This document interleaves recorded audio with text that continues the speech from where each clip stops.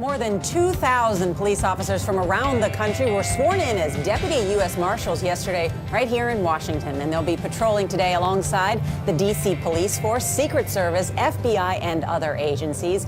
Bob Orr takes a closer look at the security behind this ceremony. At Union Station, TSA Viper security teams are checking trains and passengers. Grab Team 1, we'll just head back up to in a show of force designed to be a deterrent. If someone were to walk in and see a group of officers and turn around immediately and leave Union Station, that's a good indication to us that perhaps they have something that they're trying to hide.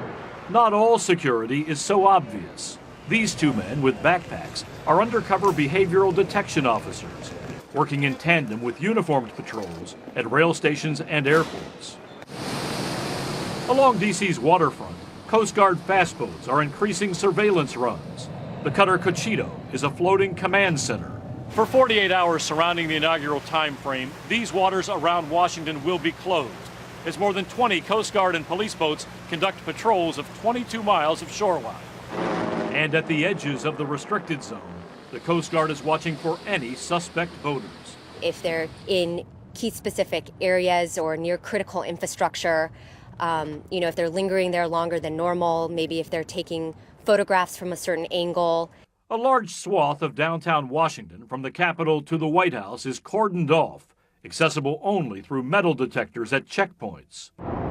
In all, more than 10,000 police officers, federal agents, and National Guardsmen are on duty.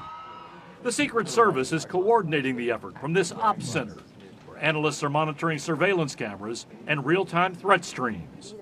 Deborah Smith runs the FBI's Washington office. Based on what we're hearing and seeing from our partners and what we're seeing internally, we feel that we are prepared for this event. And at this moment, you know of no credible threat? No credible threats at this moment. But nothing is being left to chance. For CBS This Morning, Bob Orr in Washington.